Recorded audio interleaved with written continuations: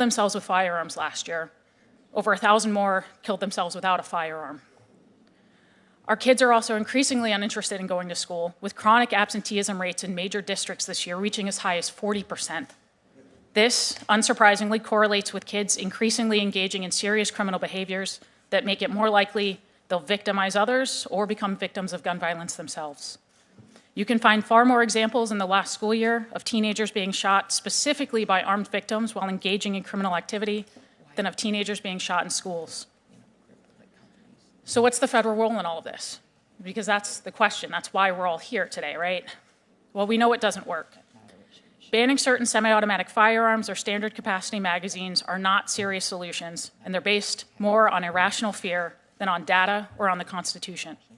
They become even less serious in the context of juvenile deaths, where most of these kids are already unable to lawfully purchase any firearms and are overwhelmingly using or being victimized by criminals with illegally possessed handguns. So instead of wasting too much time on what won't save our kids, I'm going to highlight 3 solutions out of the many proposed in my written submission, which I hope you read. Number 1, allow schools to shift unused COVID funds to school security and mental health. Physical security matters. Swift, armed responses to threats, whether mass shootings or any other threat, matter. Student access to mental health resources matters. Schools have access right now to over $100 billion in already allocated COVID relief funds. They can and should be able to use it in the short term to hire mental health professionals and invest in physical security needs as a short-term solution, giving them flexibility over the next few years to cut administrative bloat and prioritize long-term spending where it will be most effective. Number 2, authorize true behavioral threat assessment research and training. Most state and local agencies lack any coherent system for analyzing threats in their own communities. Meanwhile, many federal agencies have decades of training and experience with behavioral threat assessment. Congress can facilitate this process of taking these strategies that we know work at a federal level to prevent targeted mass violence and retooling them in a way that makes sense for state and local entities. Number 3, provide healthier, more stable environments for our kids. The root of the problem is not guns. It's the underlying causes that create violent environments in the first place. Parents, and especially low-income and working parents, need more choices when it comes to accessing mental health care for their kids. They also need more choices when it comes to adequate learning environments. Studies and statistics clearly show that when parents can more easily remove their kids from schools where they are bullied, face violent threats, or are not otherwise receiving necessary resources, it alleviates the risk of suicide and the likelihood that they will participate in criminal behaviors that are most associated with violent outcomes, like gun-related death and injury. Kids deserve educational environments where they feel safe and are most likely to develop into thriving adults, regardless of income or zip code. Senators, it's clear that the kids are not all right. They're increasingly suicidal. They're increasingly engaging in serious criminal behaviors. They're increasingly deciding that school just isn't worth it, and we are watching as their futures and their lives vanish. We are losing our kids. And if we don't act soon and act to stem these problems at the source, it won't just be the kids that we're losing. We will lose an entire generation of adults as well.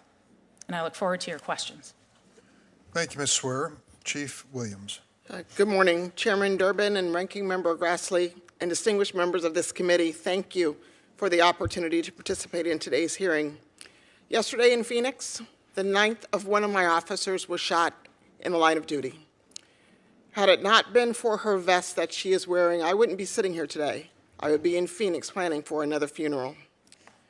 I appear before you today as a police chief in Phoenix, Arizona. I also serve as the president of the Major City Chiefs Association. It is my honor to testify on behalf of my MCCA colleagues. Nearly every major city in the United States is grappling with rising gun violence. The nature of many of these shootings is extremely troubling. These incidents often involve multiple victims and trigger pullers. For example, in Phoenix again, a few weeks ago, a shooting in Phoenix killed 1 and injured 8. The increase in gun violence is having a significant impact on America's youth, as previously mentioned. The number of juveniles killed and injured by gun violence has increased sharply over the past few years. However, that impact also goes well beyond the victims. Sadly, many MCCA members have reported an increase in the amount of gun violence perpetrated by juveniles. This has created a vicious cycle because today's suspect is often tomorrow's victim. It's incredibly troubling to see such a disregard for the sanctity of life at a young age. Youth in major cities, especially communities of color, have become desensitized to the persistent gun violence in their communities. Children should neither be afraid of getting hit by a stray bullet in their homes, attending an event, or walking through their neighborhood, nor should any child feel the need to carry a gun to protect themselves or think that using it is an appropriate way to resolve conflict. Reducing juvenile gun violence will require addressing the trauma inflicted when children witness violence or become victims of violence themselves. Our MCCA member cities have made significant investments in intervention programs that are aimed to help the juveniles heal, prevent retaliation, and then break the cycles of violence described above. However, as previously mentioned, this is only part of the solution. Guns have flooded our communities, and it's become far too easy for our children to get their hands on a gun. The MCCA has long been an advocate for sensible firearms policy. In fact, in 2018, the MCCA adopted a firearms violence policy that would help mitigate the threat of gun violence without infringing on constitutional rights or weakening due process. These reforms include requiring universal background checks, closing the boyfriend loophole, supporting the use of extreme protection orders, aggressively prosecuting straw purchases and prohibited possessors, and lastly, banning assault weapons and high-capacity magazines. The MCCA was greatly encouraged by the bipartisan firearms policy framework that was recently released. There is significant overlap with the MCCA firearms policy, and polling shows that the majority of Americans support common sense reform. And Congress must act immediately to close those loopholes and the gaps in our system. As was previously mentioned, protecting our children also requires addressing the underlying violent crime problem in many of our cities. Unfortunately, constitutional proactive policing that helps drive violent crime down has sometimes become a luxury for many departments. Law enforcement needs additional resources to bolster its response to violent crime and gun violence. An overall lack of accountability for violent offenders is contributing to the rise in gun violence. In some of our major cities, district attorneys are not prosecuting serial firearm offenders. Judges continue to release violent offenders on low or no bond. To address these challenges, Congress must provide resources to the U.S. Attorney's offices to support additional federal prosecution as appropriate. Additionally, we know that approximately 60% of the districts do not have a Senate-confirmed U.S. attorney. A confirmed U.S. attorney is a key partner in local law enforcement's fight against violent crime. Local law enforcement continues to do everything in our power to protect our communities from gun violence, and unfortunately, the brave officers on the front line, as the one that I mentioned previously, have not been spared. In the last 6 months, 9 Phoenix police officers have been shot and 15 injured. Many of these attacks are brazen, and the shooters are often violent offenders with previous felony conviction. The violence against law enforcement must stop.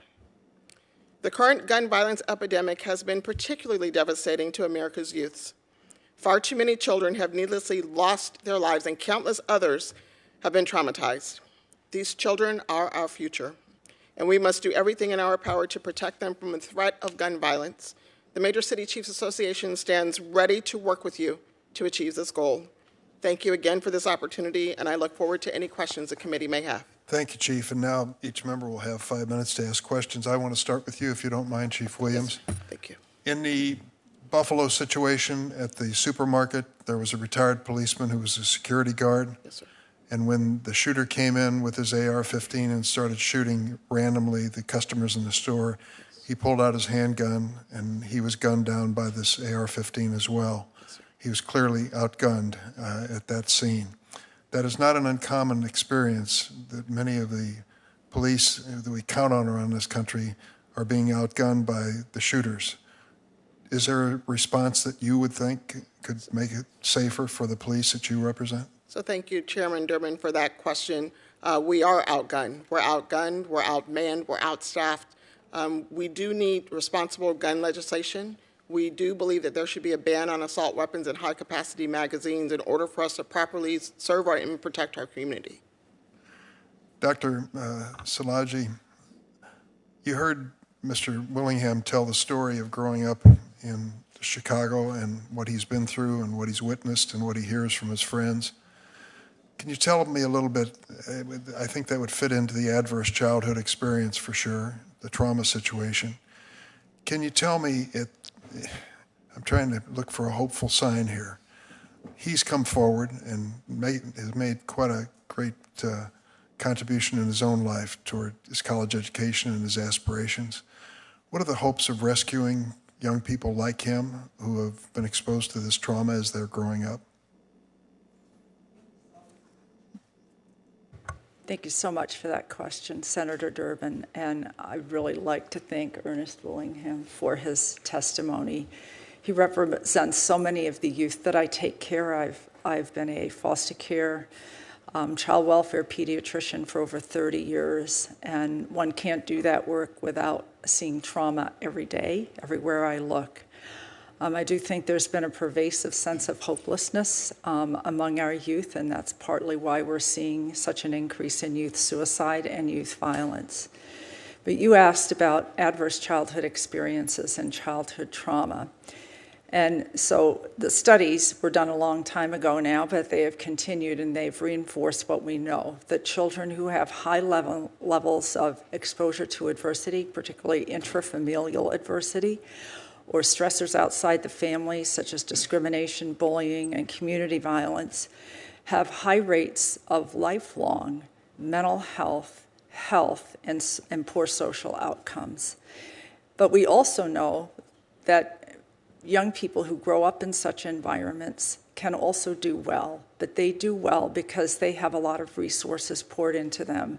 So the hopeful part are the families, having a good family, as it sounds like Mr. Willingham really had, finding teachers and educators who support you. I actually grew up in a rough and tough neighborhood, and I was blessed to have a wonderful family. And several of my friends died by suicide while I was growing up, and I also had a friend of my brother's was shot in my home by his cousin. So I've seen violence in my personal life. The hope comes that we know what we need to do to fix things. And in particular about adverse childhood experiences, it is identifying these children early. It is pouring resources into them, and a lot of that has to do with the relationships we surround them with. We need evidence-based trauma-informed mental health care, and I deeply appreciate the work that you have been doing to pass legislation on increasing mental health supports and addressing trauma-informed care. And I do think that there is hope. I have certainly seen the young people I know in foster care. They have ranged from kids saying to me, I don't expect to live past 20. Many of them probably grew up in neighborhoods similar to Mr. Willingham's. But I've also seen the young people from similar circumstances with the right inputs do very, very well, like Mr. Willingham going on to college and planning their future. So yes, there is hope. Thank you, Doctor. Mr. Willingham, I wish I had more time because I'd like for you to explain, with all your friends and yourself going through a lifetime exposed to this gun violence and uncertainty and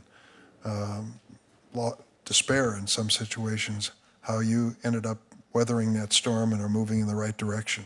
Could you say it in a few words? I'm sorry I don't have more time. Thank you, Chairman Durbin, for that question.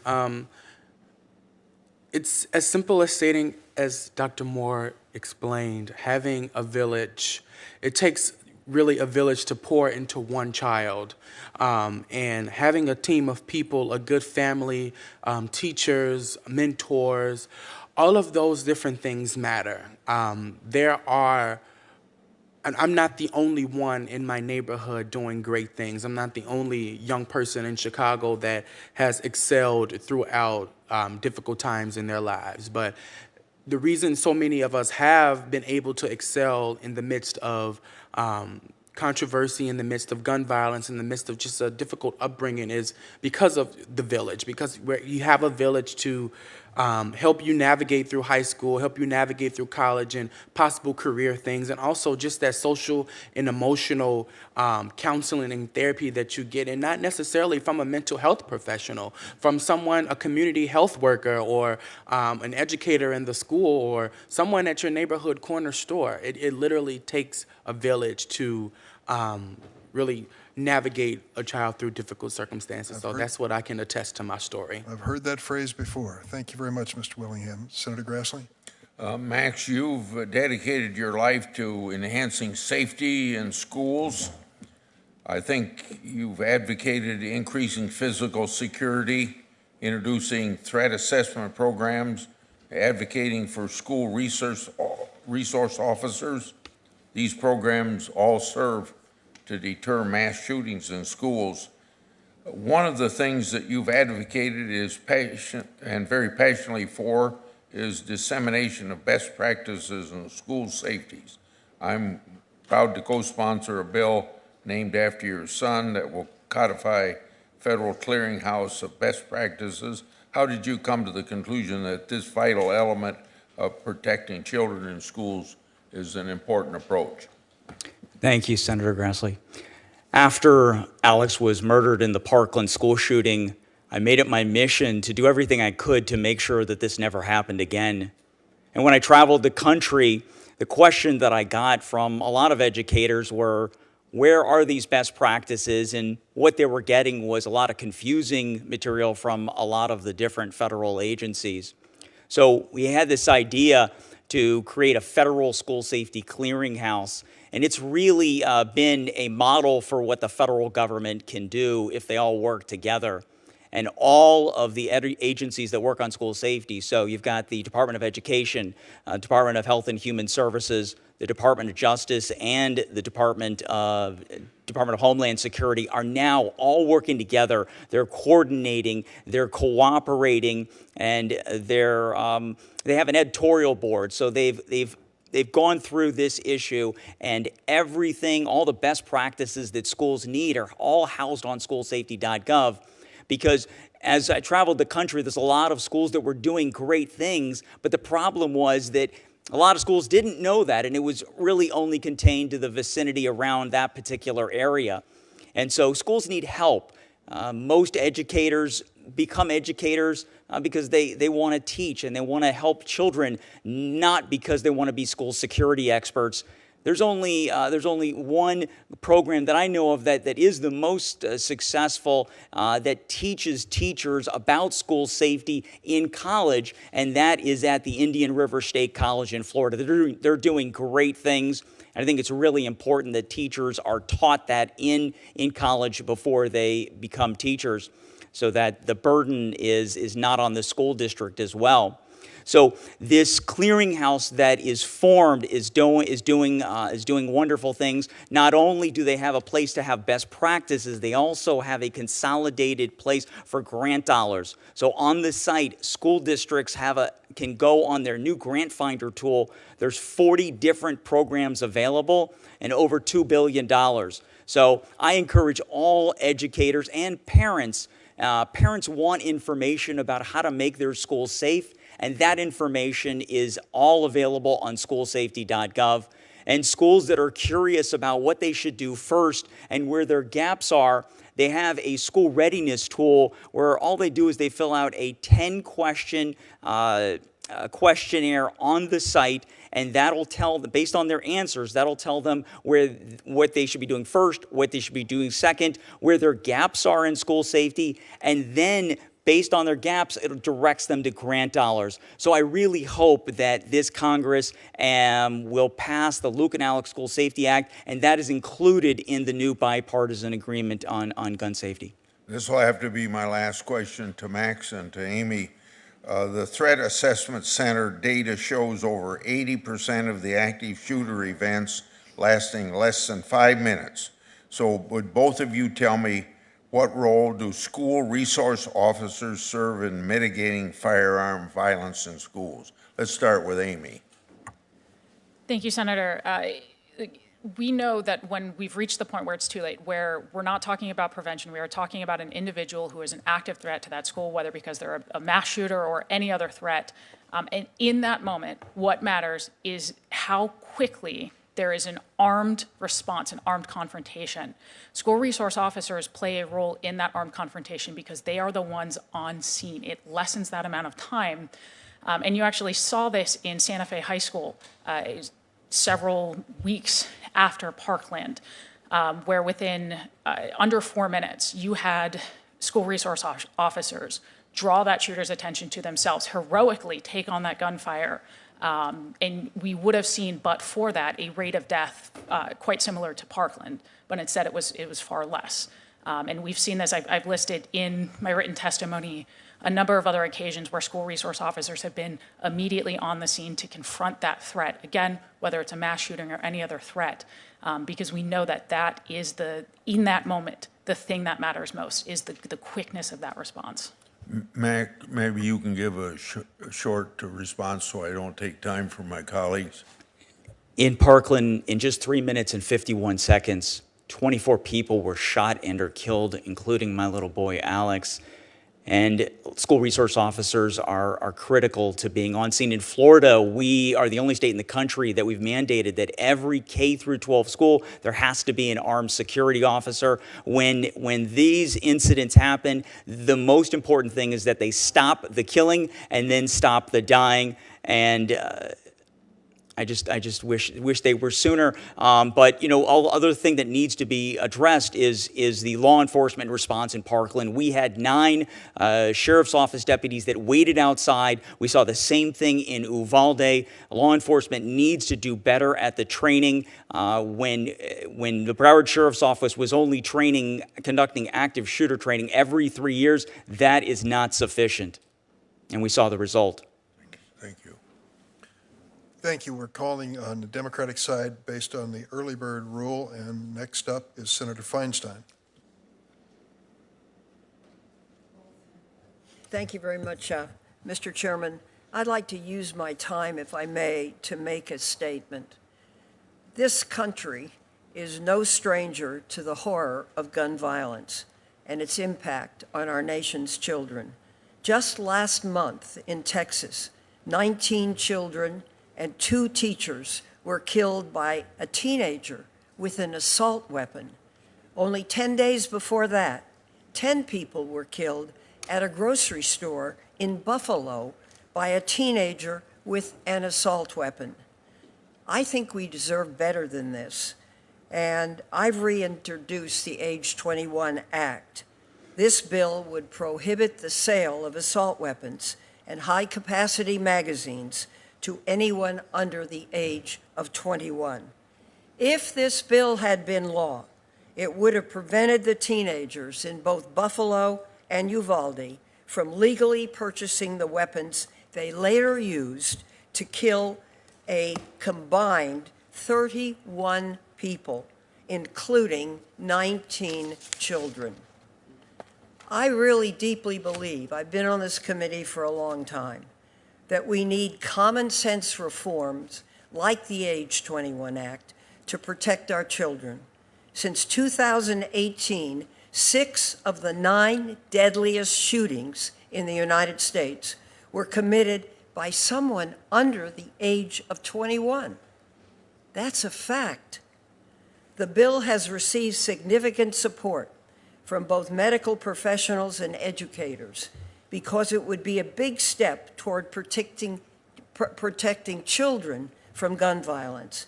The National Association of School Psychologists, the American School Counselor Association, and the American Federation of Teachers recently sent letters to the Senate in support of the bill.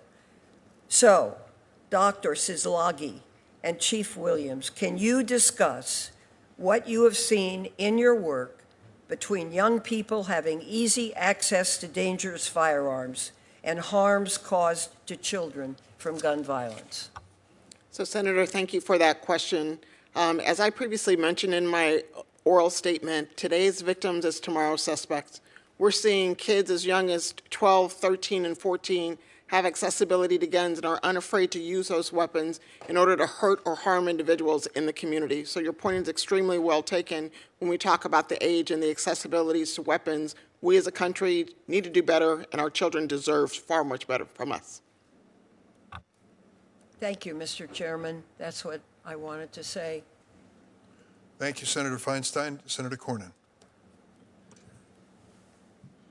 Thank you, Mr. Chairman.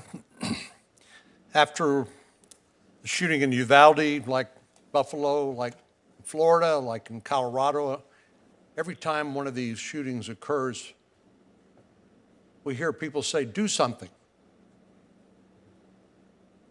Do something.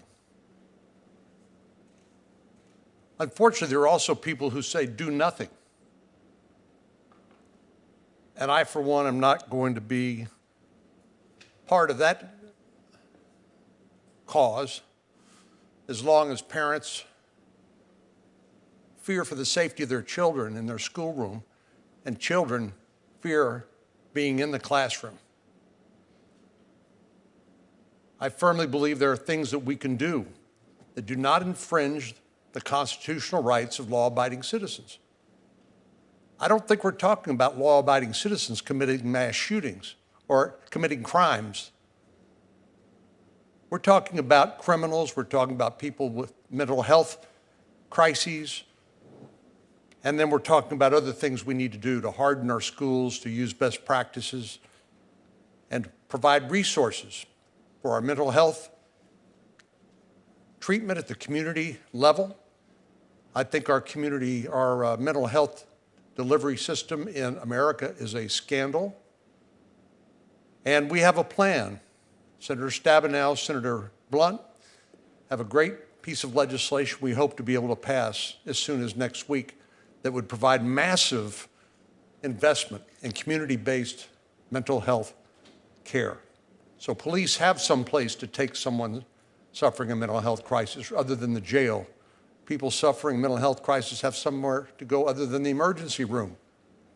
And we can actually get people some help so they don't get sicker and sicker and sicker and become a threat to themselves and potentially to others. I'm not suggesting that people undergoing mental health crises are always violent. That's not true. But some are, and as the doctor said, 60%, I don't know if you put a number on it, but you pointed out that 60% of the suicide deaths in America today are using a gun. So I think, have some things that we can do, and we need to do what we can. But what I would like to ask, maybe Ms. Swearer start with, it sounds like we're conflating a lot of different sorts of scenarios. The shootings in Chicago, which occur on a very frequent basis, Chicago, Illinois has the toughest gun laws in America, but that arguably will not deter a gang member or a criminal. So can you sort of help us cut through this? And my hope is we'll focus on solving problems as opposed to making an ideological statement. But can you help us cut through that? Sure, Senator, your point is well taken, that gun violence is much more complicated than any one specific subset of gun violence. And in fact, it is important to sort of separate those out because different types of gun violence have different underlying causes. They have different appropriate means of addressing them. They're even including from the standpoint of, quote, gun control. For example, when you're talking about gun violence in more, urban areas, gang-centric violence, it tends to be individuals who have long rap sheets or already prohibited persons who are illegally possessing firearms, and that's a lot different from, say, suicides, which are 2/3 of gun deaths, where obviously there is a mental health component there, or mass shooters who are almost always showing signs of being dangerous, but are legally possessing their guns. So it's important to sort those things out and to treat them individually in the way that they need to be treated. Thank you for that. Unfortunately, I got 30 seconds, and I want to ask the doctor a question. So the profile of some of these young male shooters seems eerily similar in some cases. You look at Adam Lenz at Sandy Hook, you look at Salvador Ramos in Uvalde, Texas, and the New York Times, I think, did a good job pointing out that like in 6 out of 9 of the mass shootings, the profile is pretty familiar. If we were able to get community-based mental health assistance to the young men, young boys really, and their families earlier, do you think we could improve the outcomes for them so that they could maybe live productive lives and not sort of circle down the drain and out of despair kill themselves and others as well? My brief answer is yes. Amy's helping me out, thank you. My brief answer is yes, and I think that we probably need to make sure that everybody who interacts with a youth, whether that's an educator, a pediatrician, a police officer, is versed in trauma-informed care, and that type of training is available and goes on around the country. It is evidence-based. And I think if we could have every professional who interacts with a child take that kind of approach, that yes, and increasing our access to mental health services through community-based mental health, school-based mental health, integrated care in primary care settings, I think is crucial, and it all needs to be funded. So thank you so much for your work on this. Thanks, Senator Cornyn. Senator Whitehouse. Thank you, Chairman, and thanks to everyone for being here. I want to begin by remarking on the action that my home state has just taken, our Rhode Island General Assembly, as it's preparing to pass the final big budget bill that is the conclusion of the legislative year, has just banned large capacity magazines, has just raised the age to 21 to buy firearms or ammunition, and has just banned open carry of loaded rifles and shotguns, which seem like pretty reasonable interventions. I believe there are actually gun clubs with ranges where the range safety officer won't let you use a large capacity magazine, so that seems like a pretty reasonable accommodation. We don't allow people under 21 to buy a beer, so why they need to buy firearms and ammunition is a little hard to explain, particularly in the wake of what we've seen recently. And for the life of me, I can't imagine, as a gun owner myself, why you need to open carry a loaded long gun around in this society. So I think we're seeing some signs of progress at the state level. I wanted to ask Chief Williams. I've spent a lot of years as a prosecutor involved with domestic violence. And one of the things we learned in the domestic violence context is the impact on young people simply of being witness to domestic violence in the home. I see you nodding. We've learned a lot about that. Our domestic violence community has developed, I think, very good interventions for that. Could you tell me what you think the lessons are that we learned in the domestic violence context from children who are witness to violence, domestic violence at home, for the children who are witness to even more ghastly demonstrations of violence in their schools with these massacres in which the damage to their classmates and friends is so great that DNA is required to identify the remains? So, Senator, thank you for that question. As we all know, domestic violence plays a role in everything that we all do, from local law enforcement to what you all do here. Children seeing trauma, children normalizing trauma, children witnessing trauma, I'm sure the doctor would say this also, creates this vicious cycle of violence where that child believes that is the norm. And so we as a society owe it to them to, as was previously mentioned, providing those services to those kids early and quickly and consistently. It shouldn't be a one-stop shop where you go in for care and then all of a sudden you're healed, because that doesn't happen. As far as the violence in school, we know that violence happens in school. It's obvious, it's evident. We need to provide those resources from a trauma-informed standpoint also to the students, as well as the parents, as well as the educators. Thank you for the question. And doctor, I wanted to go to you with the same question. You obviously in emergency rooms see the children who are brought in whose bodies have been torn apart by these weapons and the ammunition that they discharge. But that leaves all of their classmates who were not physically injured.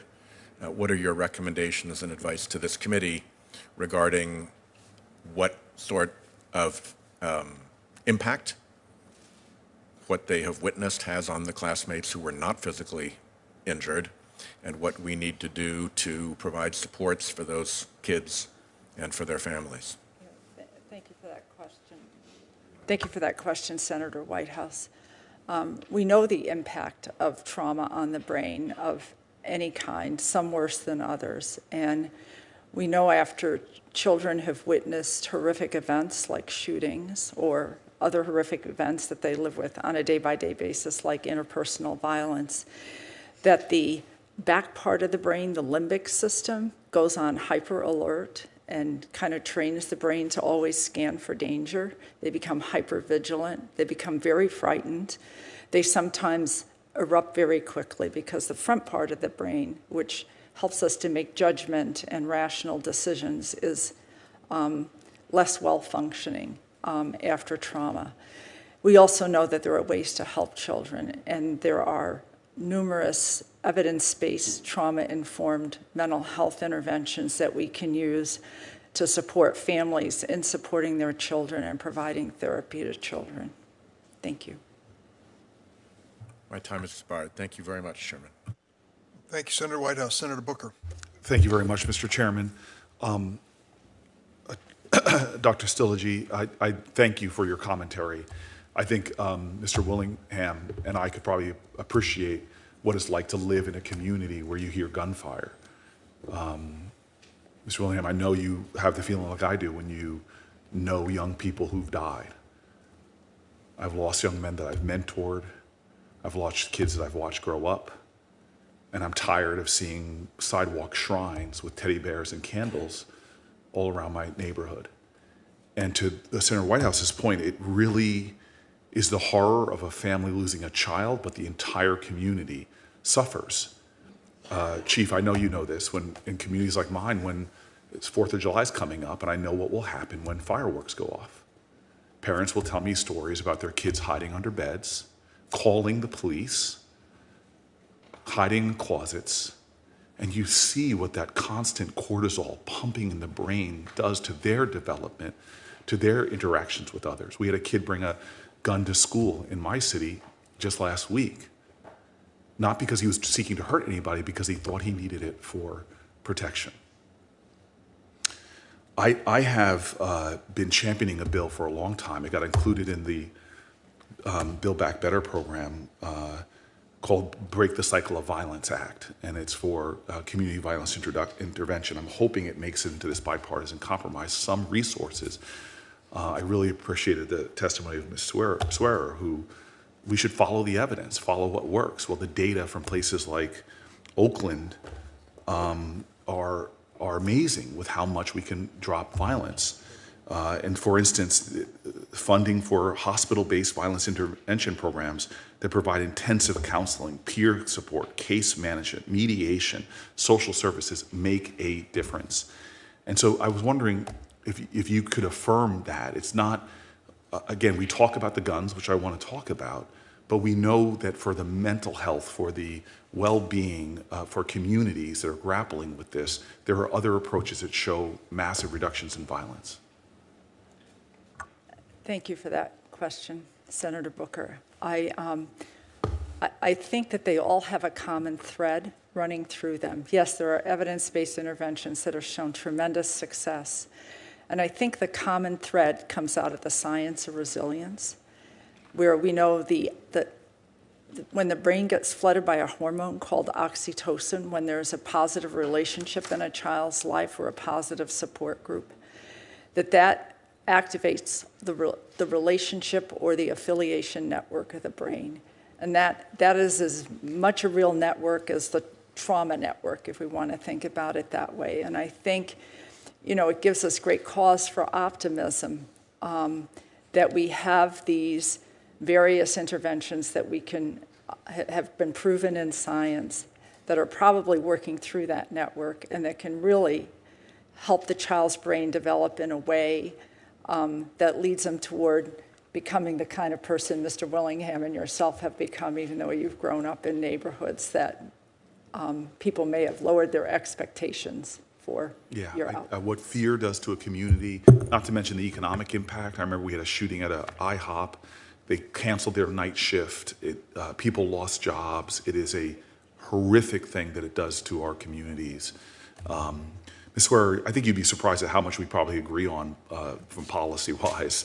I agreed with you. You mentioned schools. It's great in my community that parents have high-quality choices, from public charter schools to magnet schools to you name it. And I agree with you about focusing on violence.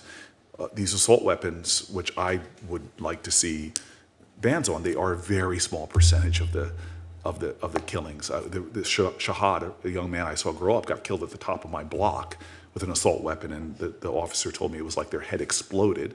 So I'm concerned about those weapons. But I agree with you about following the policy interventions that are going to yield us the biggest reduction in violence. But there's one question I have to ask, and I stipulate I'm in agreement with a lot of your testimony, but I don't understand when I hear the arguments from friends of mine, colleagues of mine, that don't think it's the guns, because England has the same mental health problems. The same, I lived there for 2 years, horrible suicide rates with kids. Canada as well. But people don't die of gun violence. So it has to be the guns to some point, the easy access to guns. And I agree with you. In my time as mayor of Newark, law-abiding gun owners were not committing the crimes. It was people getting easy access to guns. So to have a picture that paints not a call to do something in this country about the guns seems to be a little incomplete. Would you agree? To an extent, I would agree. It's about doing something about the guns that are actually causing problems in the hands of people who are committing violent offenses. And I think we'd agree overwhelmingly it's not about broad measures in the hands of law-abiding citizens, which is why it is important to do things like combat the very large and robust black market for firearms that we have in this country. And I actually do agree, Senator, that there is a lot that you and I do agree on. And it's not that it's not about firearms. I would also point out we have a pretty significant problem with non-firearm homicide in this country too, which is why it's important to address violence. I've got to be respectful of my colleagues. I'm way over my time. The one thing I'll say is I look at the data. When Wyoming got rid of their gun licensing, shootings went up 20%, suicides rose. When Connecticut put gun licensing in, the data shows 40% drop in shootings, 15% drops in suicides. And so to me, I want to follow the data. And the ease of access to guns, a gun in the house, even a law-abiding citizen, with just having a gun in the house, increases the likelihood that their children will commit suicide with it dramatically. And so I'm all for following the data, but we've got to admit the facts and the data that we have points to a lot of the solutions that are being called for on both sides of the aisle, but it also points to doing something about the ease of access to guns. Thank you. Thank you, Senator Booker. Senator Lee. Thank you, Mr. Chairman. His recent attacks on students at Robb Elementary School in Uvalde, Texas, as well as patrons at the Tops grocery store in Buffalo, New York, Christmas parade attendees in Waukesha, Wisconsin, and students and teachers at Marjorie Stoneman Douglas High School in Parkland, Florida, are unthinkable tragedies. In the aftermath of each of these tragedies, we go through a number of processes. We mourn, we cry, we pray, we express our condolences for those who have lost loved ones. We attempt to assess what went wrong and to fix any failures of policy or oversights by law enforcement or society that might have allowed these heart-wrenching, gut-churning tragedies to occur. Unfortunately, politics often gets in the way. Every time a tragedy like this occurs, there are a number who immediately demand the same gun control proposals that many have pushed for decades, while simultaneously attempting to defund police in schools. But the people who will be hurt by these proposals are not the criminals. They are the law-abiding gun owners and children in unsafe schools. During the Obama administration, the Department of Justice studied how criminals convicted of gun crimes obtained firearms. More than half, the precise number was 56%, had obtained the weapon illegally.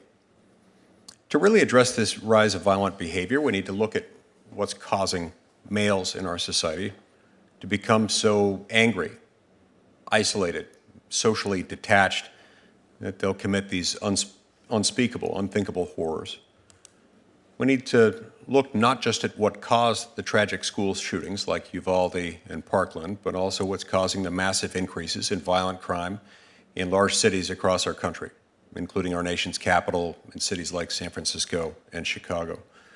If we take a look at it, I think that we might find that there are contributing factors that include both cultural issues and policy issues. The cultural issues might include, among other things, broken families, bullying, glorification and obsession with violence in news and entertainment media, obsession with social media, and loss of community connection. The policy issues might include things like the anti-bail policies of woke prosecutors, COVID lockdowns, failure to enforce our laws, and school policies instructing teachers and administrators to look the other way when students display disturbing and potentially violent behavior. Mr. Schachter, I'd like to start with you, if that's okay. First of all, my deepest condolences go out to you in connection with the loss of your son, Alex.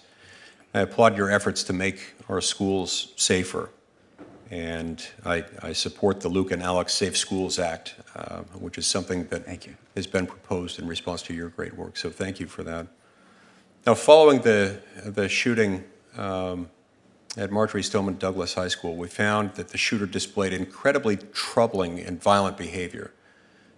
And yet, notwithstanding that behavior, which had been observed by a number of people familiar with him, we found that instead of being reported to authorities and removed from the school or otherwise put in some type of a program that might have led to a different outcome, Broward County school officials hid the behavior from law enforcement, didn't report it, hid it, brushed it under the rug.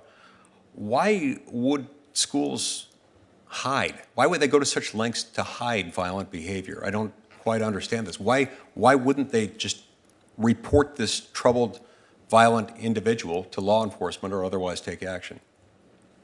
Thank you, Senator. There's a lot of issues that you talked about there, but I think that the solution to connecting all these dots. I mean, number one, you had a massive problem. There were silos of information. The Parkland murderer was extremely violent. He committed over 55 different disciplinary incidents in school, and then law enforcement was at his house over 40 times. Law enforcement didn't know what was happening in the school. The school didn't know what was happening outside of the school. So it's really connecting those dots. And that's why Senator Grassley's bill is so critical, EAGLES Act, because EAGLES Act reauthorizes the U.S. Secret Service's National Threat Assessment Center, which are the ones that are doing this work of connecting the dots through the behavioral threat assessment. And if the behavioral threat assessments are done correctly, you've got a lot of great outcomes. A couple of them are, number one, reduced suspensions, exclusionary discipline, bullying, racial disparities, and school arrests, which is what we all want. But even more importantly, if you're doing these threat assessments done correctly and properly with fidelity, which did not happen in Parkland. Parkland did a threat assessment on the Parkland murderer in 2016, completely botched it. The assistant principal that did the threat assessment had never done one in his 30-year career, didn't know where the paperwork was, didn't know how to fill it out. And I think that, we're seeing the same things in Oxford High School, and I think we're going to see a lot of, in all of these horrible tragedies, because we know these individuals don't just snap overnight. They exhibit concerning behavior ahead of time, and that's why, if we can pass the EAGLES Act, that will reauthorize the Secret Service's National Threat Assessment Center to do what they're doing and pass and teach more school districts to do threat assessments properly. Because if we can do that, we can stop mass shootings in schools. But not only that, the goal of a threat assessment is to get these individuals the help they need. And if we can do that, we can make them productive members of society and make our entire country safer in the long run. Thank you. I see my time has expired, Mr. Chairman. Thanks, Senator Lee. Senator Klobuchar. Thank you very much, Mr. Chairman. I want to join you in thanking our colleagues on the committee who have worked on this framework. I also want to especially thank Mr. Willingham and you, Mr. Schachter, for having the courage to come forward and believing that you can save other lives, other kids' lives, after the tragedies that you've experienced. And Mr. Schachter, after Parkland, Senator Hatch and I led the effort for some funding. It was like $100 million. It wasn't enough, but it was significant for schools, and that some of that is still going out there to the schools, and more needs to be done. I want to focus on part of the framework here, which does interact, as Senator Booker has pointed out, with kids, and that is the closing of the boyfriend loophole. Every year, more than 600 American women are shot to death by intimate partners. That's one woman shot to death every 14 hours. So I want you to picture that number, 600 every single year. And we know for a fact by looking at the numbers that preventing domestic abusers from buying a gun helps to save lives. These are convicted domestic abusers. Currently, federal law only prohibits domestic abusers from buying a gun if they are formally married or currently married or live together or have a child. And I know you know this, Chief, but half of the women killed by intimate partners are dating partners, romantic partners. They don't fit into those nice little categories set out in the law. That's why 19 states, including my state, have taken the common sense action to close the boyfriend loophole. Senator Grassley at one point had a hearing on this. Even the most conservative witnesses were in favor of this piece of our bill. In the states that have closed the loophole, we've seen a 13% reduction in intimate partner homicides involving firearms. So this is one thing. It's clearly not the only thing, as all you know from the losses you've seen. But this bill was introduced. I led it in 2013. Been leading it ever since. That's a long time. I want to thank Senator Hirono for joining me in the bill, and also a few years later, Congresswoman Dingell introduced a companion to it. So I want to ask about the ways, first of all, that this affects kids. The first is obvious. Oftentimes when domestic abusers will shoot their partner, kids are also killed in the crossfire or injured in the crossfire, with the chief is nodding her head. The second way, of course, is just the impact it has on their lives growing up in such a home. When I was Hennepin County attorney, I actually had a picture right outside my door. It was a poster of a woman beaten up with a Band-Aid over her nose, holding a little baby in her arms, and the words read, "Beat your wife and it's your son that goes to jail." Just to make that point, because so many of the kids that grow up in those homes end up getting involved in crime or domestic abuse themselves. You noted, Dr. Szilagyi, in your written testimony that oftentimes childhood trauma is the root of later acts of violence. You just talked about how closing this loophole would help. Thank you, Senator Klobuchar, for that question.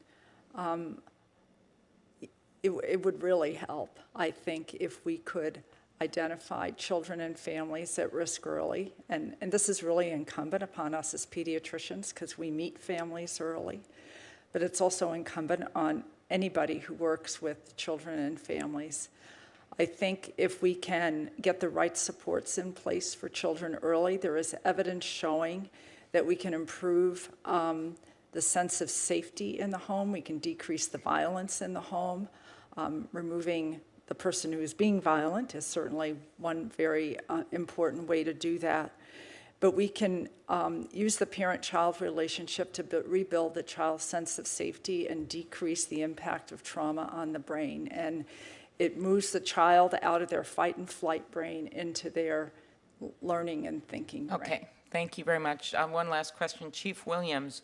I remember one of our police officers in Lake City, Minnesota, who went to a domestic violence scene, had on his bulletproof vest by a very severely mentally ill young man who was abusing his girlfriend, who was very young. He just shot him in the head when he came to the door. The officer was at the funeral. 3 little kids, a little girl with a blue dress with stars all over it, walking down the aisle of the church where only 3 weeks ago that proud dad, who is now dead, had sat in the front row watching his kids in the nativity play. Something you don't forget. Could you quickly talk about some of the dangers that law enforcement officers face when responding to a domestic violence call and how those dangers are amplified when an abuser is armed? So thank you very much for that question, Senator. I can give you a practical example that actually happened in Phoenix. Very clearly, a boyfriend shot and killed his girlfriend inside and then lured Phoenix police officers to the door, shot 5, injured 4 others, one of the largest scale events that we've had because of a domestic violence incident. This is troubling, it's real, and it's impacting not just the children in our community, but our officers are being traumatized, impacted, and shot as well. Well, thank you. I didn't know about that story, but I think you see similar stories across the country, and it just shows that there is not just one victim in domestic abuse. There's the family surrounding that victim, and then there's the entire community, including police officers. So thank you, and I'm just really thankful that it looks like we are finally advancing this bill, and I think it's going to make a big difference in these types of cases. Thank you, Chief. Thank you, Senator Klobuchar. Senator Coons. Thank you, Chairman Durbin. And I'd like to thank my colleague, Senator Klobuchar, for her long work on closing the boyfriend loophole, and to thank the other colleagues I have on this committee and other committees, Senators Murphy, Senator Cornyn, and many others who are working to move forward on this framework. Mr. Willingham, Mr. Schachter, your personal testimonies of loss and of tragedy are what is propelling this body to act. More funerals than weddings. To hear your stories of your father, your brother, your best friend being victims of gun violence is just another part of the wave of contacts, calls, emails, testimony that we've all gotten in the months since the horrific attacks in Buffalo and Uvalde. I've been flooded with messages from constituents begging for change and demanding Congress do something. I've heard from law enforcement, from pediatricians, from children, from educators, from parents who've been impacted by violence. Let me just briefly share 2 things I've heard. Dawn Hall, school social worker in the Brandywine School District, says she sees kids every day afraid to go out of their home or attend school because they fear if they go out, they won't return. Tracy Manza Murphy, known to me as the executive director of the Delaware Coalition Against Gun Violence, told me that communities as well as individuals experience trauma from gun violence, and the invisible wounds on communities scar generations. Doctor, your testimony amplifies that same point. We can't allow this carnage to continue to traumatize children, families, whole communities, whether it's daily gun violence in our streets, whether it's horrible losses through suicide, or it's mass shootings that seem to rivet the attention of the country. I am glad to be working with 20 colleagues on a framework, and I think this package of reforms doesn't move every solution we might hope, but it makes progress on a number of solutions that many of my colleagues have worked on for years, and it will save lives. I was glad through my congressional delegation to deliver a $2 million congressionally directed spending investment in community violence intervention programs in Wilmington, Delaware, where I'm from, and excited to see the support for President Biden's request for millions more for similar community violence intervention programming.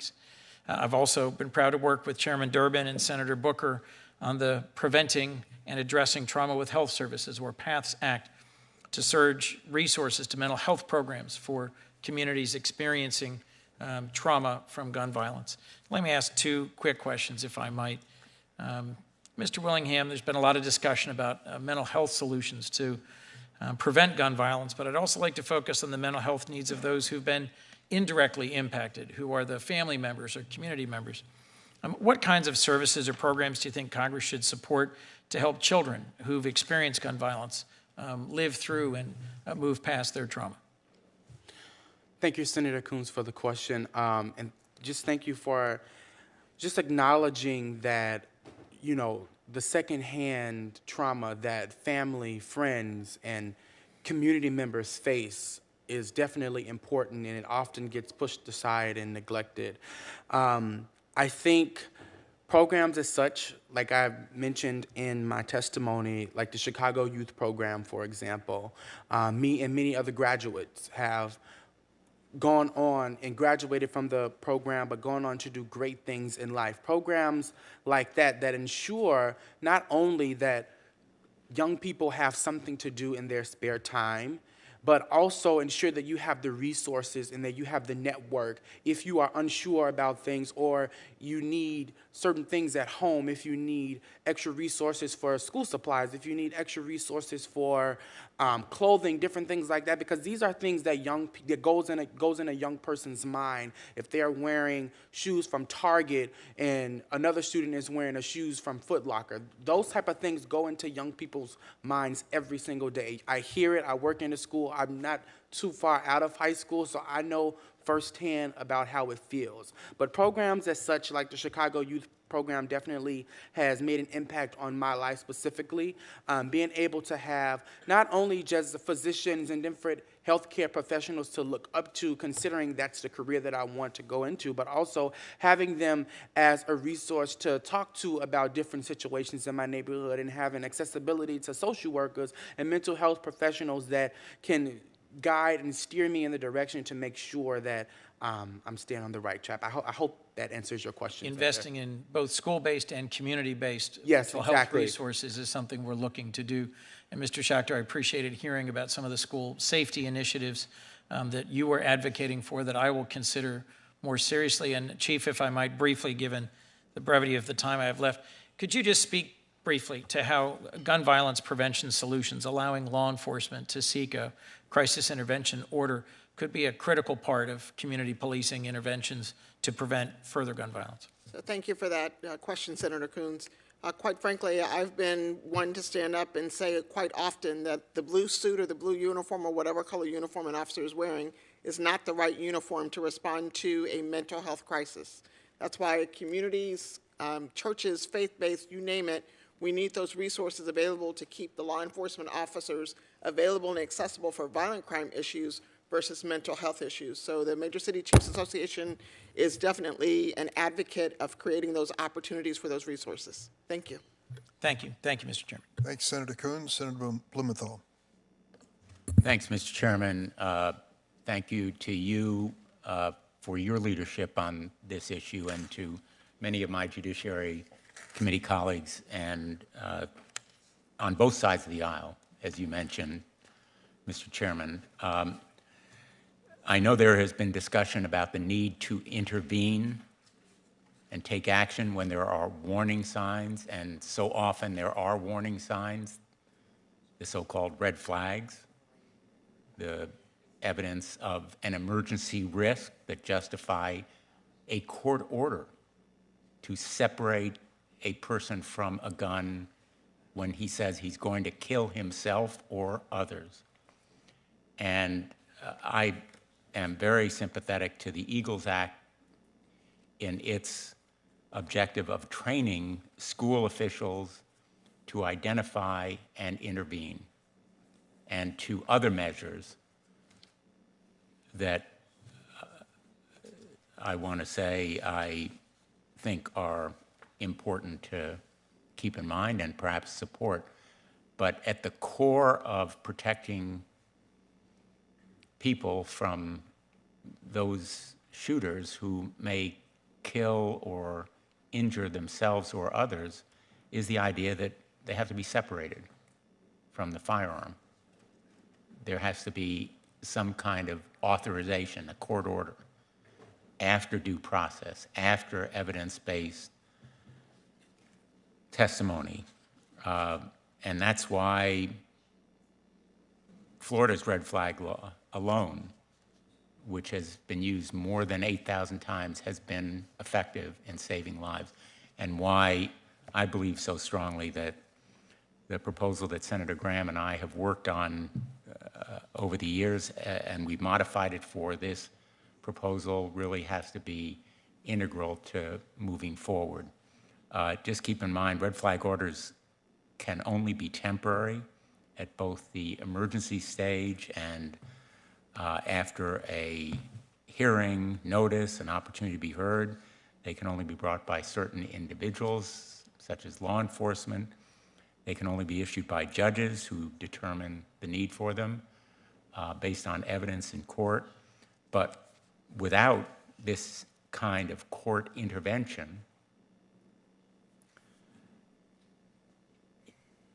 the identification is going to fall short of stopping the killing. So I am hopeful that we can move forward with this package. I'm very clear-eyed about the obstacles still to be overcome and the work ahead of us.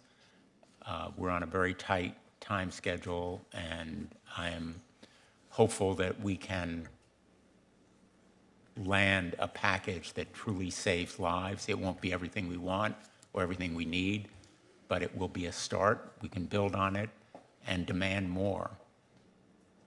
People should demand more than what is in this package. Let me, and by the way, demanding more means safe storage. Let me ask you, Chief Williams, I have long been an advocate of Ethan's Law, which would provide for safe storage. Unfortunately, is not in this package, but it is a proposal that can save thousands of lives. Ethan's Law must be on our agenda. Would you agree? Thank you for that question, Senator. We at the MCCA do agree that safe storage is definitely a component in making sure that there is responsible gun ownership, as well as keeping the guns not being accessible to young people and juveniles. And do you agree that a red flag or emergency risk protection order statute or crisis intervention that is ordered by a court is important in saving lives? So thank you for that question also, Senator. Yes, the MCCA, we do concur with the red flag laws as well. Mr. Schachter, I appreciate your leadership on both the Eagles and the Luke and Alex Act. Do you view those as compatible with a red flag or emergency risk order statute? 100%, Senator. The threat assessment and the Eagles Act is the first component of getting all the stakeholders together to figure out what's going on with this individual and then to get them the help they need. The red flag law is one of the tools in their tool belt that they use. And so the threat assessment is done first to investigate, bring all those stakeholders together, to bring all the information together to connect the dots. And then if we need, then you have the red flag law to remove that weapon from that dangerous individual. So they work hand in glove together. They're very, very important that they are together. Yeah, absolutely. I agree with you. Thank you for everything you're doing. Thank you very much. I appreciate the advocacy and the insights of everybody on this panel. I think we are in a very different political environment where people on both sides are heeding the American people's demand and plea, do something. And I think your point, Mr. Schachter, is very important for my colleagues to understand. They can be for the Eagles Law and the Luke and Alex Law and view it as mutually supportive. Together. Thank you. Thanks, Senator Blumenthal. Senator Leahy. Thank you, Chair.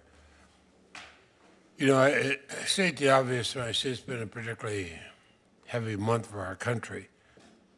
May 14th, murder 10 in Buffalo motivated by a racist conspiracy theory. 10 days later, mass shooting that claimed the lives of 19 fourth graders, 2 teachers in Uvalde. Just days after Uvalde, even more mass shootings, scenes of carnage, every corner of America. Our children and our grandchildren having their lives cut short by gun violence. That's an unacceptable reality in our country. Firearms becoming the leading cause of death among children, the intolerable reality in our country. something other countries do not have to face. I think it's time that everybody acknowledge the reality and do something about it. Protecting the lives of our children and our grandchildren, this shouldn't be a matter for debate or disagreement. There is hope on the horizon. I'm glad to see agreement on a bipartisan package of bills that begin to address gun violence in this country. It's a good start. I wish it went further, but I know how difficult it was when we get there. I am particularly encouraged the agreement includes key provisions for my bill, the Stop Illegal Trafficking in Firearms, which I've been working on for the past 10 years with Senator Durbin and Senator Collins. This bipartisan legislation will help combat straw purchasing, something that law enforcement all over the country tell me is important. I know there's no single answer, but we've got to do better for our children. When I was a prosecutor, every time there was a shooting that resulted in a death, I went to the scene, whether it was 3 o'clock in the morning or 3 o'clock in the afternoon. I've never gotten those scenes out of my mind. I can recount every single one of them, every single second, every single thing I saw. And that was a tiny fraction of what we're seeing today. So Chief Williams, thank you for your testimony on behalf of the Major Cities Chief Association. They want us to update the law. They want us to ensure federal prosecutors can hold straw purchases accountable.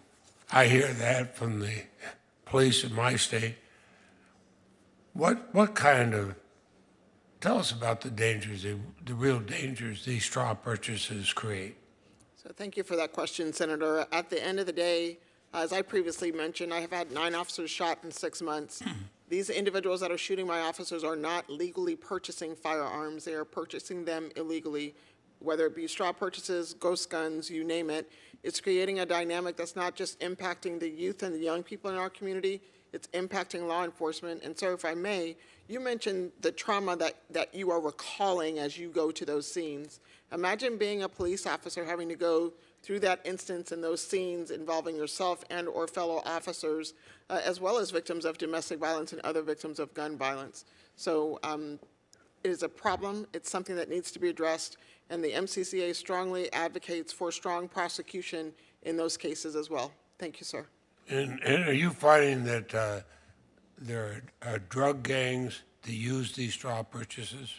So thank you for that question too, Senator. As you previously mentioned about violence, it's a multitude and multifaceted. Yes, gangs. Yes, drugs. Yes, trying to, complete a transaction is definitely happening in our communities. Thank you. And Mr. Willingham, I watched your testimony earlier, and I was struck by your testimony about attending more funerals than weddings as a young person in Chicago.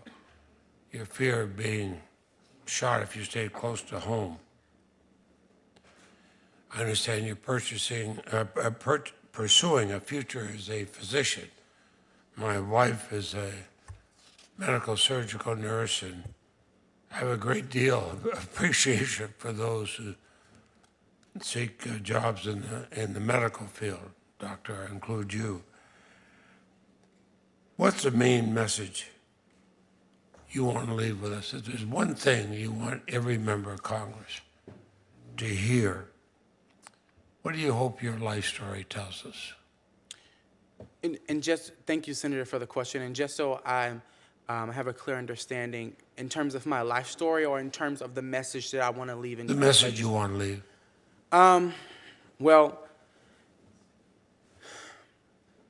if I can just start off by saying it, as Chief Williams mentioned, gun violence and violence itself is a multifaceted issue.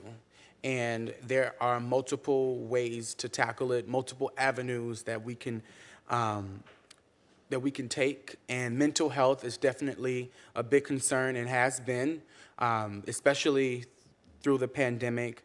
However, I don't think that mental health, it's a problem, but I don't think it's the core problem of the problem that's what why gun violence is so prevalent.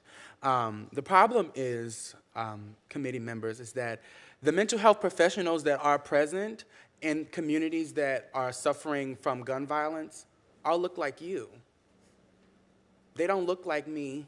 They don't look like other people of color that have been through mental health trauma. They look like you guys that are esteemed, coming with affluent backgrounds. They don't look like me, people who can secondhand attest and have faced that sort of trauma.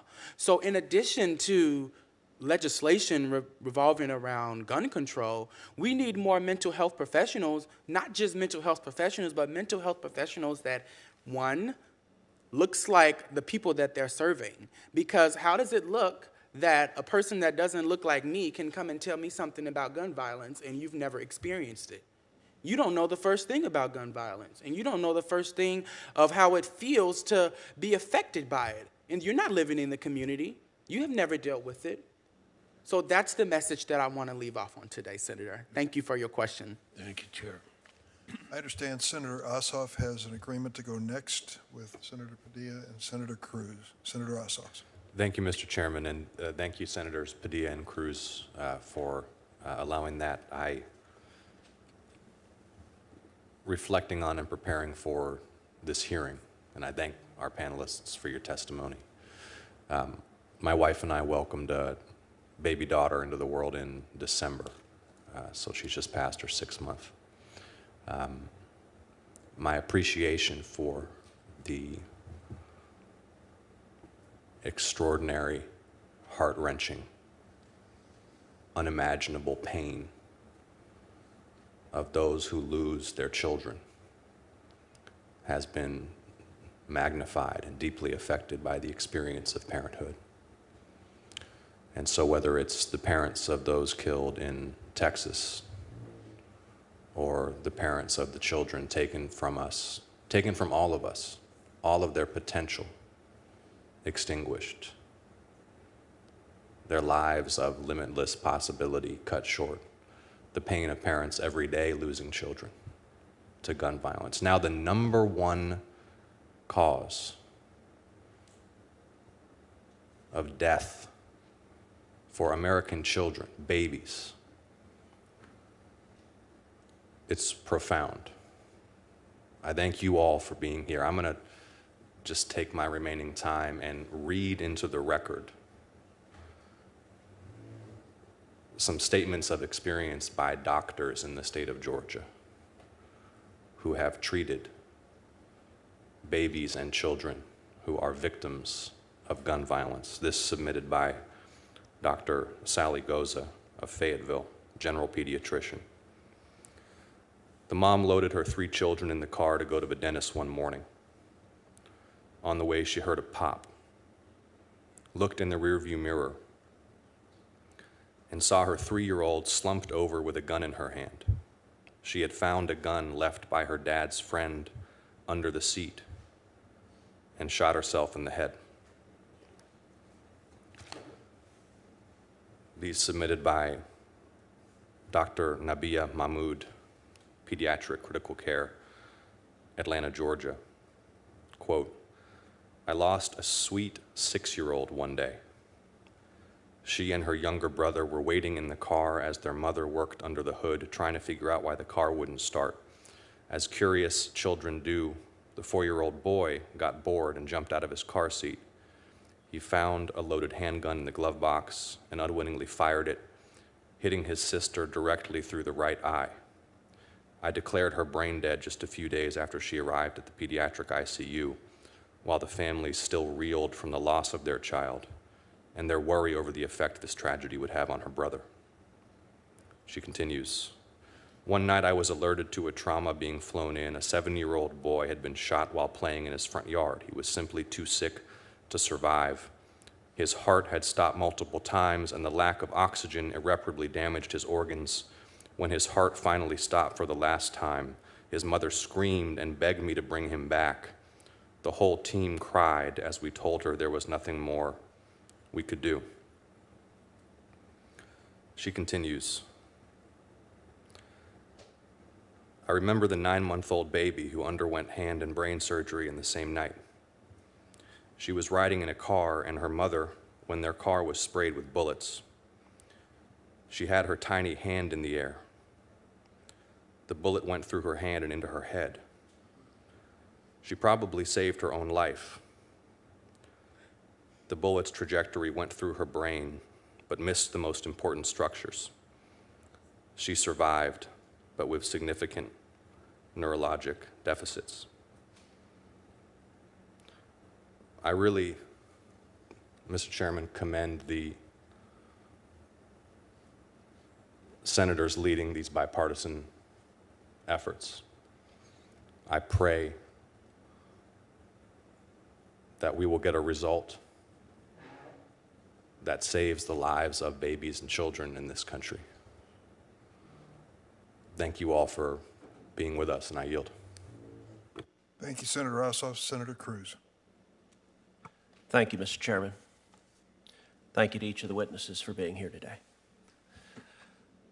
All of us are horrified at the mass murders we see unfolding across our country. Mass murders in schools, mass murders in churches, mass murders in large cities across our country, day after day and week after week. And I believe everyone on this committee wants to prevent those murders.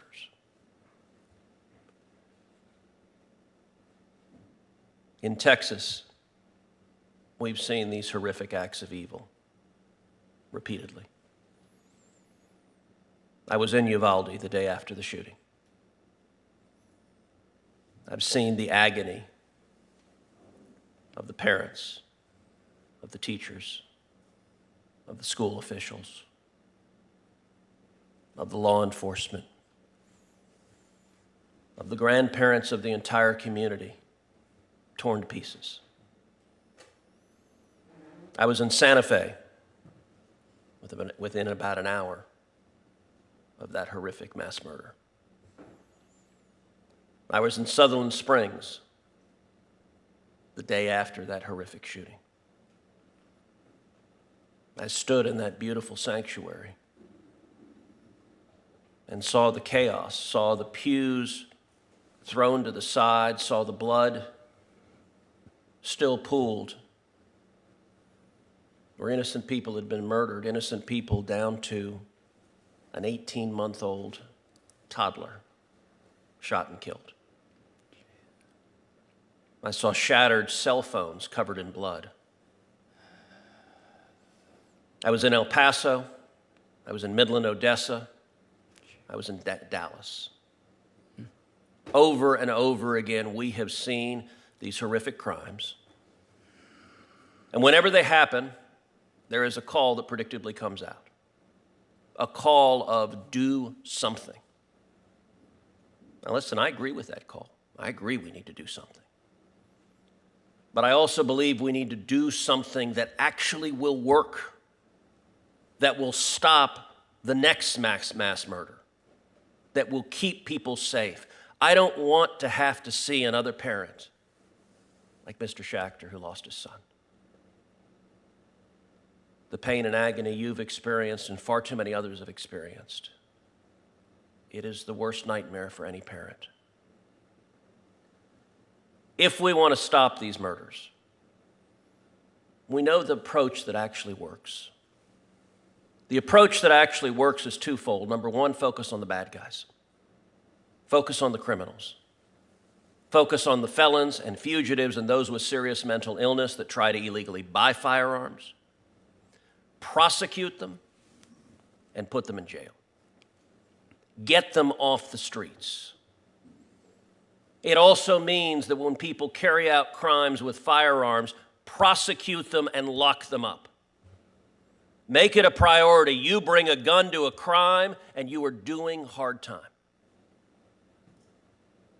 Get the trigger pullers off the streets. And then secondly, enhancing safety and security of vulnerable targets, and especially schools. Since Columbine, one after another dark, twisted monster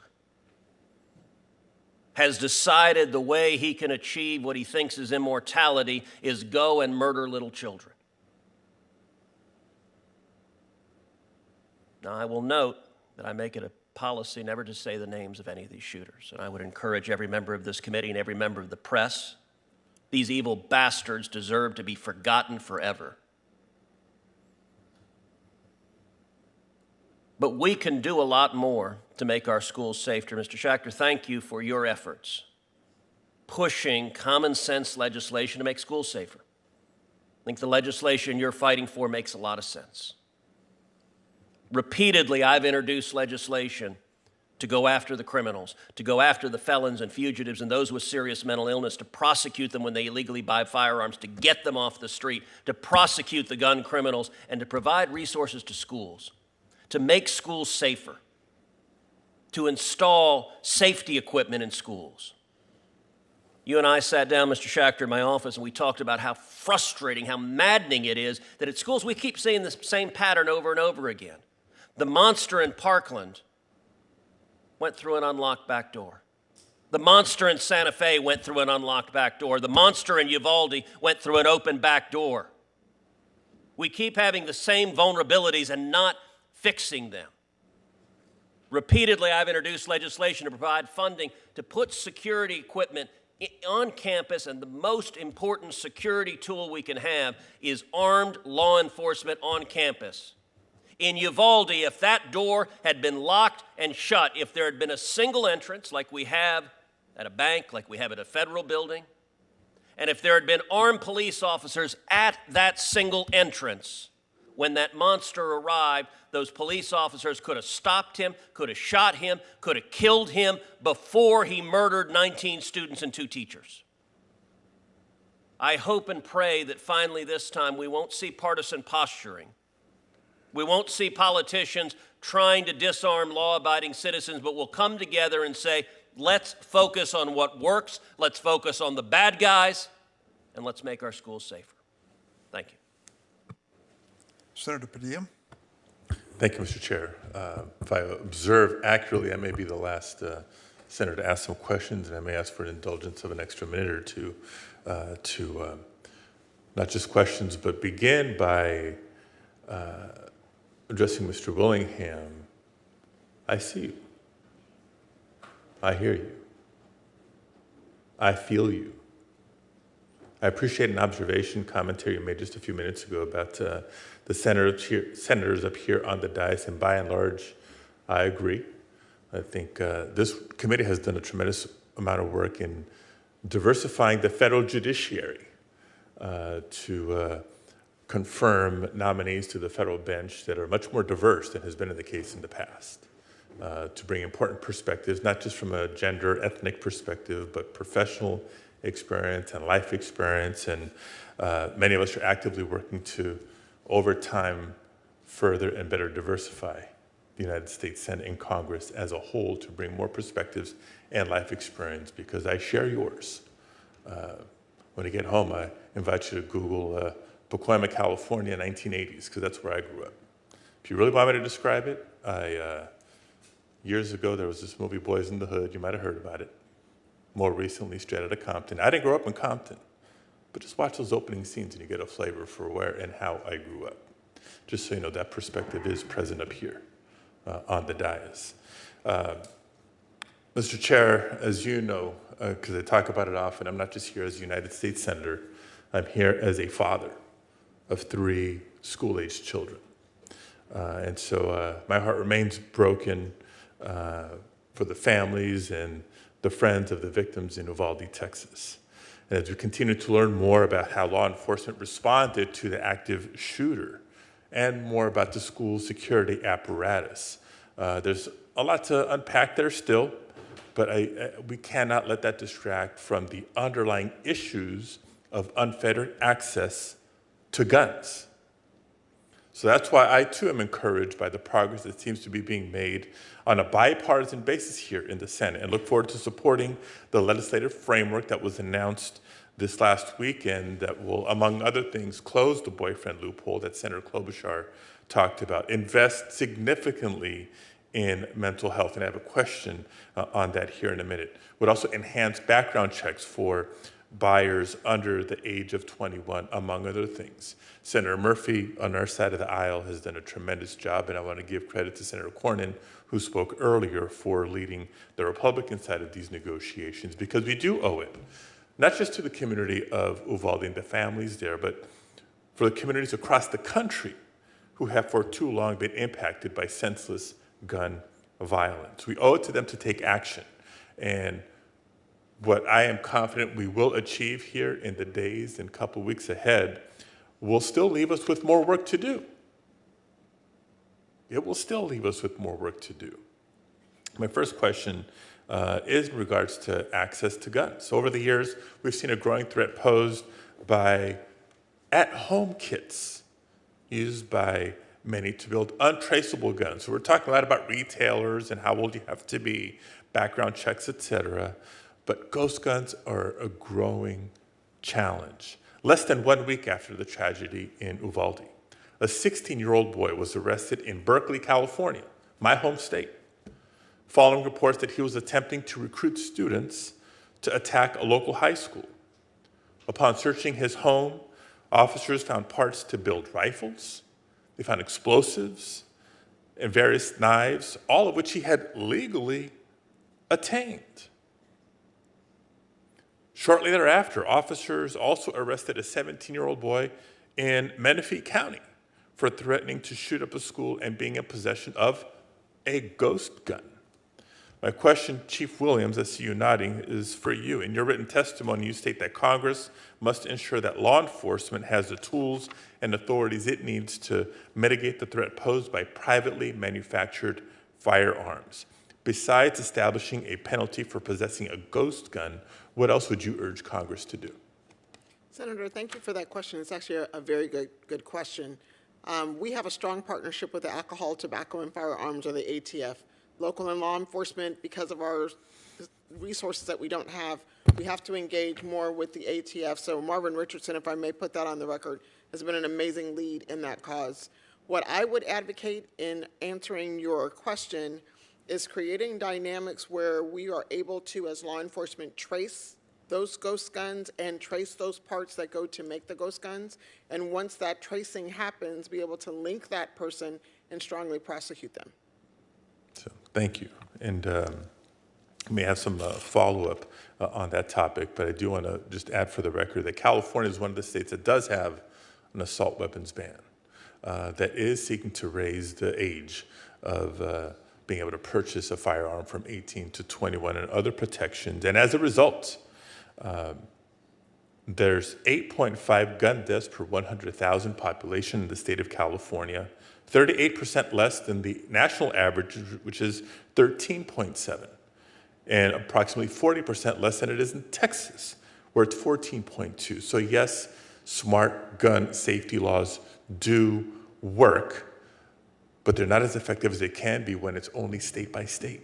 We need federal protections. And by the way, Californians are 25% less likely to die in mass shootings. Now, the other issue I wanted to raise, Mr. Chair, is in regards to mental health. Now, I have to confess, when I heard the framework that was announced last weekend, without an assault weapons ban, without a ban on large capacity magazines, and such an emphasis on mental health, I paused initially. In a time when we're statistically averaging over one mass shooting a day, more mass shootings in America this year than days on the calendar, we have to pause and consider the trauma-inducing effects that these weapons and the violence that they create have on our children and on our communities, especially following school shootings. Dr. Szilagyi, your organization joined others in declaring a national state of emergency in children's mental health last year. And among the list of recommendations you all released is a call to increase federal funding so that we're better able to screen, diagnose, and treat mental health needs of children. Can you discuss specifically how this would benefit children who have been exposed to gun violence? Thank you very much for that question, Senator Padilla. Yes, we did declare a national health emergency in children's mental health, and it was jointly declared by us, the American Academy of Child and Adolescent Psychiatry, and the Children's Hospital Association, because mental health problems are at epidemic proportions among our youth, and they've only been getting worse. I think that increased funding so that we can diversify our workforce, as Mr. Willingham noted, train and educate the current workforce that we do have to do this work a little bit differently in a trauma-informed way, in a way that is culturally humble, so that we can use the tools that are out there. There are evidence-based tools for screening and assessment, for diagnosis, evidence-based interventions for treatment, for families that we do identify or children we do identify who are struggling and who have difficulties. I would also just like to point out that those with mental health problems are far more likely to be victims of violence than to perpetrate violence, and that a forensic analysis done in 2019, looking back at all the mass shootings in America back to 1966, found that 100% of those who perpetrated mass shootings in schools all had significant trauma histories. They grew up in violent homes, they were abused and neglected, they were bullied, and they had high levels of community violence, or some combination of those factors.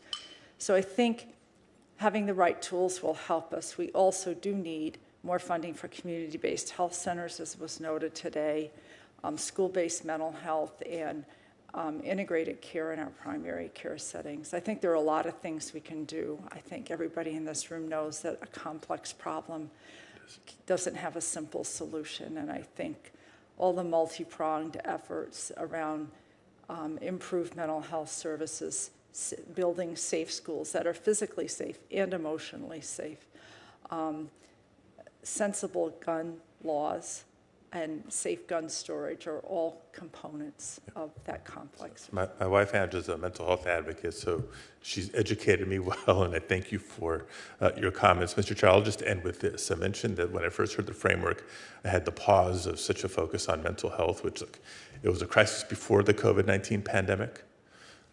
It's been made much more acute, particularly for young people, over the last couple of years. And what more than convinced me to support the framework was an interview I saw just a few days ago. One of the teachers that survived in Uvalde, and for the life of me, his name is escaping me at this moment, but when I saw him on national news apologizing to the parents of the community in Uvalde to please forgive him. He did everything that he could. Reminded me that after a mass shooting for years and years and years, such a focus on mental health is used to distract from the gun safety side of the conversation. Mental health, could we have prevented this? Could we have identified a troubled young person? I get it, that's part of a conversation. That alone isn't the solution. But I saw this teacher pouring his heart out, and I said, the parents of the children who died are going to need help. The children who survived are going to need help. The teachers who survived are going to need help. The whole community is going to need ongoing help. We need as many resources invested in all areas of mental health that you described and more. And we hope we're on the verge of doing exactly that. Thank you, Mr. Chair. Thank you, Senator Padilla. This hearing is coming to a close, and I want to say that there's a request for statements to be entered in the record. I have a long list, and without objection, they will be entered. I do want to note among those are hundreds of pediatricians, doctor, who are writing this committee pleading with us. These are the men and women who literally are responsible for the lives of these children and who are called on in the most horrific circumstances to do their best to save their lives. What a grim reminder of the importance of this hearing and the grim reality of violence, gun violence on our children across America. What when we're talking about the leading cause of death of American kids, we cannot ignore the fact it's guns. And that is a reality which we acknowledge today. Hearing record is going to remain open for a week. There may be questions sent your way, which I hope you'll respond to in a timely fashion. Thanks to all of our witnesses again for coming. The hearing is adjourned.